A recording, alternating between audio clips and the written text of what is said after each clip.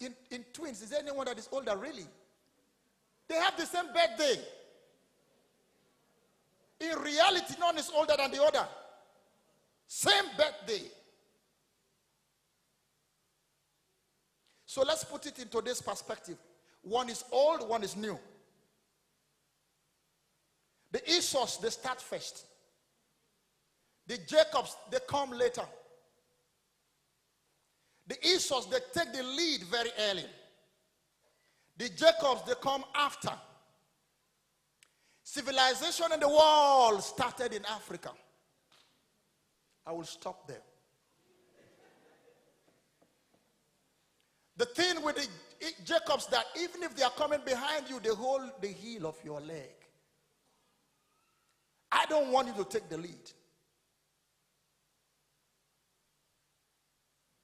Most of the time when we talk about Esau and Jacob, our minds go to two things. Number one, we talk about how Esau sold his birthright. And number two, we talk about how the blessing was passed on to Jacob in the place of Esau when Isaac, old, blind, was praying and couldn't know the difference. When you look at these stories, you will think that Jacob cheated Esau. Am I correct? You want to take that position and have pity. Align yourself with Esau. What did he do? Why? Why did the mother do this?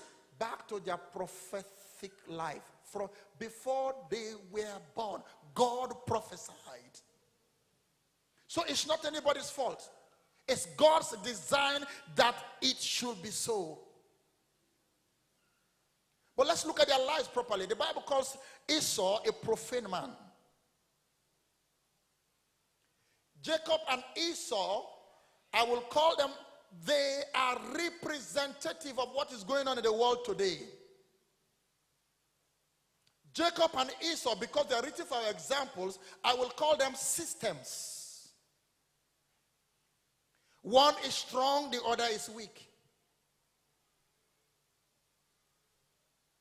If you are designed, if you are operating the weak system, you can never be strong.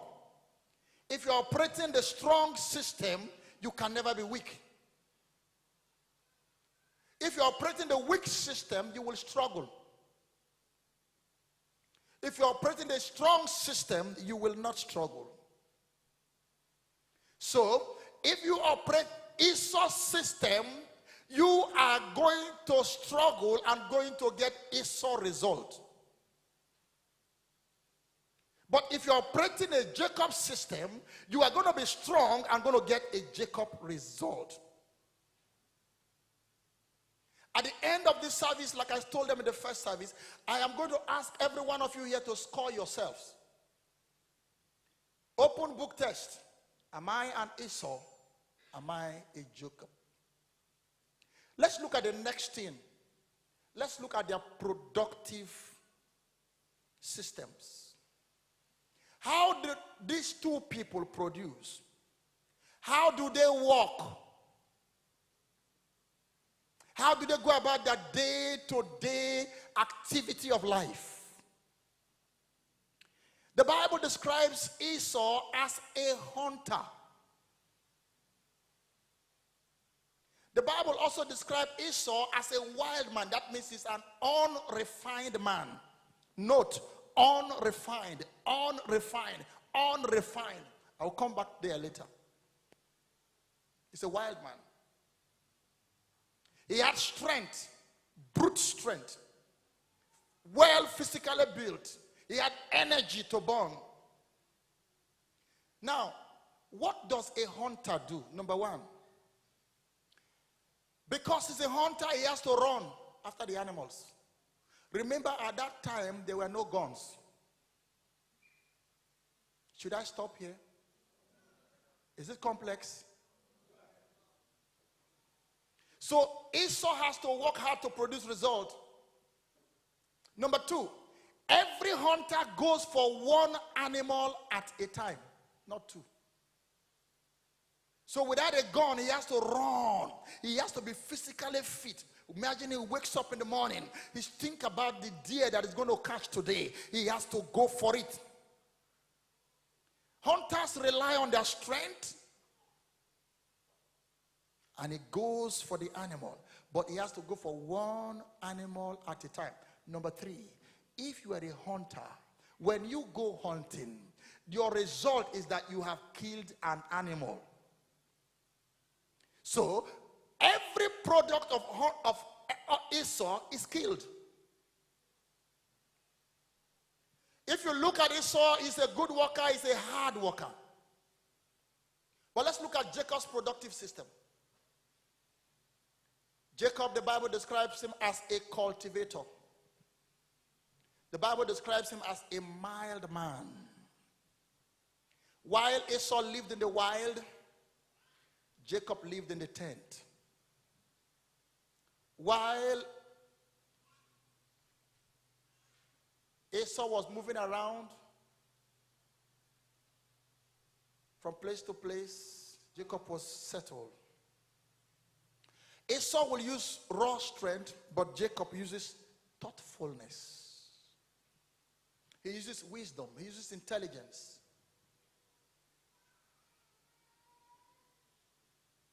Esau will kill one animal at a time.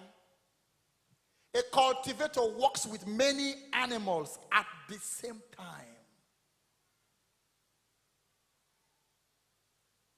Esau will kill to get. Jacob grows to get.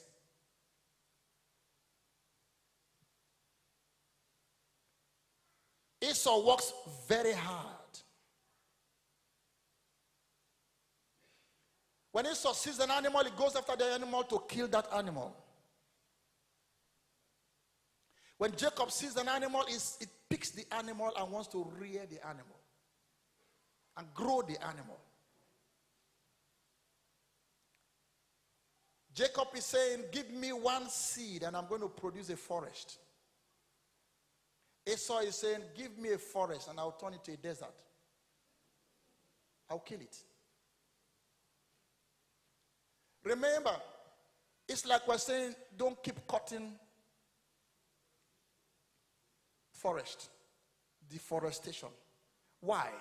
We will cut and cut until there will come a point in time we will be looking for wood or looking for timber and we will not find. If you read the story of Esau down, it happened to him one day.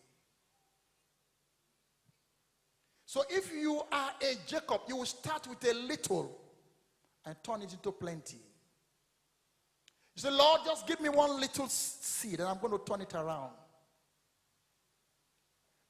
Those are individuals. What about nations? If you tune to the television, you open the news, you listen to every man talk in this country, Nigeria. Everybody is saying that our problem is because prices of oil are down. I'm here to submit to you, church, that is not our problem. The economy of the nations who are buying your oil is not going down. The question to ask and to think, if you are intelligent, that if I am a farmer and there is scarcity of food, is it the man who buys food from the farmer or the farmer who should suffer most? The man who buys. Are you not the producers? So how come you're thinking that because the price of my goods are bad? Oh my God, it's because you are living and operating a system the Bible called the Esau system. What does it do? It grabs an animal, he kills it. You dig the oil, you bring it out, and you sell it. You dig the oil, you bring it out, you sell it. Where is your refinery? Where are your petroleum products? There are over 200 products that you can get from petrol, but you have failed to do that. You are operating a system. Let me say this to you all. Even if the price rises today to $200 a barrel, because you are producing and you are living on a wrong system, you will still have the same problem. But it's prophetic, it's in the Bible. They are written for our examples. There's so much oil in Nigeria, yet we have Petrol scarcity. Oh, Jesus, help me. One nation can develop so much, another nation can destroy so much. Singapore, no oil, no mineral, nothing. Switzerland, no mineral, no oil, no gold, no diamond. Nigeria, so much oil, so much mineral. Sierra Leone, you can pick diamond on the road. Cocoa all over the place. Go to Congo Brazzaville, one of the richest country in the world, but they are called third world. The problem is not the products. The problem is not the raw material. The problem is not even the people. The problem is the system. What system are you operating? As a man, as a businessman, as a nation, are you operating the Esau system? Are you operating the Jacob system? At the end of this service, if you are a Jacob, we will discover the evidence in your life. Singapore has nothing. Even all the water in Singapore is bought. They don't have nothing. But in terms of GDP, they're way up there. What does Japan have? Raw Esau, wild Esau. The bush, the wild is open for him, all for him. The animals are open to him. But let's look at one scripture, Proverbs chapter 12, verse 27.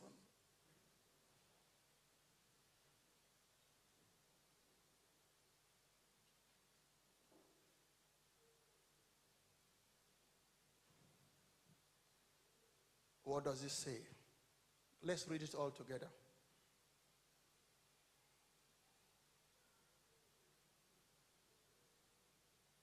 Can we read 1, 2, 3? Let's go. Let's stop there.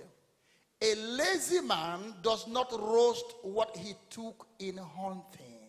What is roasting? Preservation. You can turn it to kilichi. You can turn it to suya. That is roasting. That is to say, if you produce the raw thing and you don't roast it, you don't turn it to something else, you don't go to the secondary level, God calls you lazy man. So as a nation, please don't give me the answer. Just think about it. Don't say anything. We're in church. Where do you think we belong? I said don't say anything. We're in church. And you're quick to laugh your nation. What about you? Let's go further. Let's look at the purpose and the value system, because my time is running out. Number one, we must look at the transaction between Esau and Jacob. Each of us relate to one another based on how we see life. I always tell myself that you see life not the way life is, but you see life the way you are. People see things the way they are, not the way the things are. Number two, your value system. What you consider most important in order to achieve your purpose. For instance, as your pastor, if I spend all my time listening to news, getting involved in all unnecessary kind of discussion, I go and sit down by the newsstand there. I say every morning I send it to buy me 5 newspapers, and I begin to read them. The current affairs, I want to be there. How will I translate that into what I'm doing now? Because that means that if I need to fulfill my purpose, I need to align my value system to be in line with it. Number 3 thing is this: I must have strong negotiating skills. In life, you must give up something to get something. Note here, Esau went to the field. Esau works hard